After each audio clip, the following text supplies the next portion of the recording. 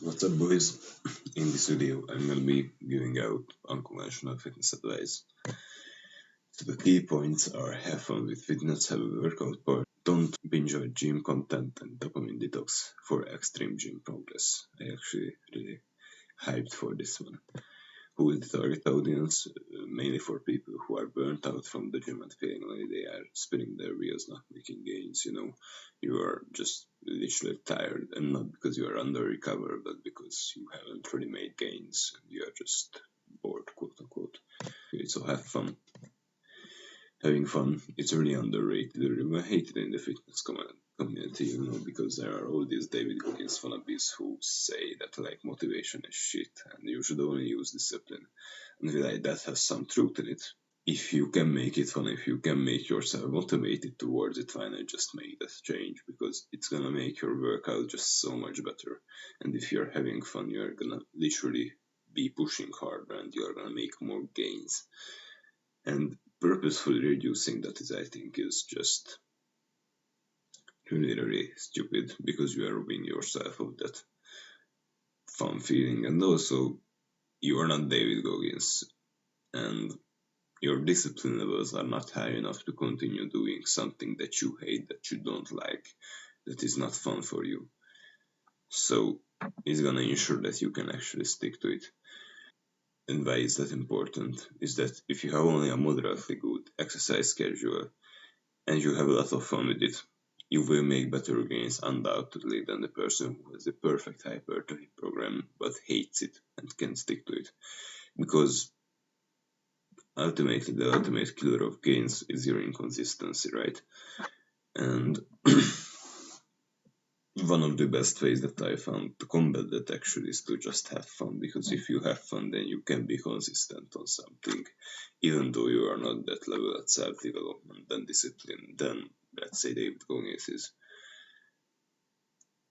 And in terms of your diet, having fun also is a great idea, but not in terms that most people do it, because most people do it in a way that, eating cake, eating sugar, eating processed shit, eating hyperpalatable, hypercaloric foods. You don't want that. That's not what fun means for me. Fun means for me that I have a lot of healthy meals with a lot of fruits and honey and all of this shit, and this is healthy, right?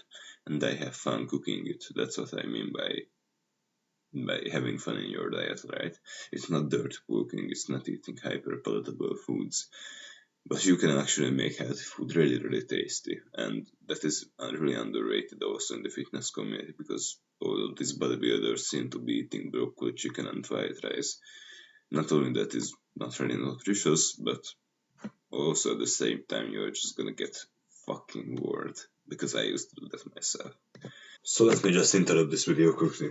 I do one-on-one coaching, so if you like this content that I'm giving out for free, you could potentially want to get one-on-one consulting with me, because I will be able to do more personalized stuff with you, training advice and shit like that, and I will help you in the gym. I will help you with your self-improvement. I could help you optimize your testosterone and all of this shit that will be really useful, not just for your gym progress, but also for your life progress. So I hope you will get this offer. It is a limited offer, and the price tag of it is limited, because I will just make it more expensive. Okay, have a workout partner. I think most people are familiar with this kind of advice, but maybe like 10% actually take it really seriously. A lot of people just train alone. I myself used to train alone, and it's just so much better to train with a workout partner. And I never had a gym buddy for most of my life. I've been training for 2.5, maybe 3 years. That was on and off. So let's say, 2 years, 2.5 years. Because most of the time I used to train from home, exactly from this spot where I'm recording this video, or I went to my village gym that I just discovered at 5 a.m. because that was really fun for me. I always like training early, but nowadays I just don't do it because I do these videos. And working out with someone on the same strength level as you will make you push 10 times harder, because you will want to compete with them, and you will also enjoy yourself more. Again, like intensity and consistency is pushed up, which means you're gonna make more gains. Working out with someone below your strength and experience can also be really helpful because you will enhance your coaching skills. And what I found is that when you are teaching someone something, you will actually understand that something way, way better. And that's hence why I also tend to train with people who are weaker than me, because I can teach them, and by teaching them, I can become a better lifter. And working out with someone is more advanced than you, okay, just straight up fact that it will make you a better lifter. You will learn so much things when you are training with someone who is more advanced than you. So let's skip this entire shit. And don't binge watch gym content. I used to be very guilty of this, and I may be like a problematic person for you because I make gym content, but I think it's helpful actually, and not just just high dopamine shit. Don't be, and mostly I mean high dopamine content. And let me tell you my story. I used to binge a lot of fitness content. What that ensured me is that I had very, very weak body dysmorphia. Like, I can't even fucking describe it.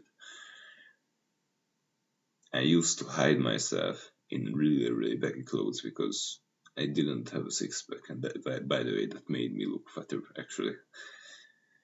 And I also was really, really small. I made some mistakes in my diet and in my training anyway, so I was program hopping constantly, making less gains and therefore developing even more body dysmorphia because I looked around at all of the people who somewhat started the gym even after me or at the same time as me, and they were making like 5 times the gains that I did, and I was just not even getting lean. So yeah, it was just fucking with my mind. And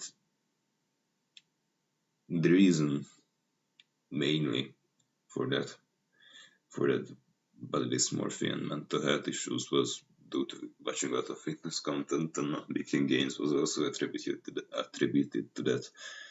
I was watching like 3 or 4 hours of just fitness content of Athlenex and memes and fucking all of this shit that didn't really have what I would have needed to do, just actually train hard. Educational videos are probably fine like this, at least I hope so, but most likely if your training age is above a year or 2 years, maybe I should have wrote that, you are not really going to hear anything new and groundbreaking. You may add some little content to your knowledge, but most likely you'll know how to train and how to eat and how to train hard and what you are supposed to be doing in the gym to grow a lot of muscle, and you know the basics and you will just have to apply them. So unfortunately for you, I think the mainstream gym content has been maxed out. And also the problem with the really dopaminergic videos that you see online, is that it will actually decrease your baseline of dopamine, because let's say you watch a really entertaining gym video and your dopamine level goes up, right? Here's baseline, goes up. But then after it comes down and you watched a lot of it, right? You watch it for 3-4 hours, maybe not that much, but even an hour, let's say, and your dopamine levels come below baseline. You don't really want that because it will make you less motivated in the gym. But what I realized is that how hard you can push is actually really correlated with how many dopaminergic activities I've been doing throughout the day and the days before that. So you also want to be consistent but intense with your workouts, and binge watching a lot of gym content will for sure decrease your ability to do that. And the last point is again connected to this dopamine detoxing for extreme gym progress, and this is really interesting, I think. Going on gym monk mode, I don't think anyone came up with this term, in terms of like connecting this monk mode self-improvement kind of shit with the gym. Professional bodybuilders have been doing something similar to that when they are in contrast prep and they are like 4% body fat and they can't even fucking take on like underwear and shit, and other people have to wipe the rest okay anyway. So dopamine detoxing is really, really popular productivity and self-improvement space, but not so popular in the gym community, and is disregarded as something impractical even by the people who know it, and most people are just not aware of this because people in the gym usually have a lot of dopaminergic things going on for them, and they even purposefully do them. Let's say, you know, everything that they gives you high dopamine will somewhat decrease your baseline of dopamine. You know, what peaks it is kind of lowers it. What peaks it? TikTok videos. You see a lot of content, sugary foods, and really dopaminergic fitness videos, and all of this shit will inevitably uh, decrease your baseline of dopamine levels. And the problem with that, even like guys between sets will fucking go on TikTok and just scroll like what the fuck, you're actually ruining your workout, right? And if you can cut out these habits, if you can raise your baseline of dopamine, which is by the way, working out does raise your baseline of dopamine, but if you are ruining that, actually you are not gonna get that much of a dopamine boost from it. And it will also leak into your work and your studies and whatever you are doing, because how you do anything is how you do everything. And if you are half-assing your workouts and you are distracted throughout your workouts, you're not going to be distracted throughout your working session. Don't fund that. And also the really interesting thing that I really find helpful when I'm in a gym monk mode is that it can help defeat my shiny object syndrome.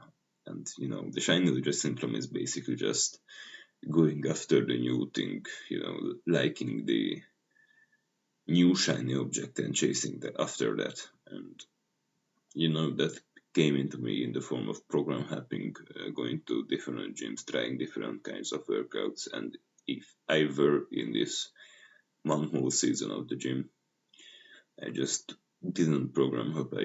I could stick to my diet way better, even on a bulk, right? And yeah, also my workout schedule was just way more easier to stick to, let's say. Okay, so this video I hope was moderately helpful for you. See you soon.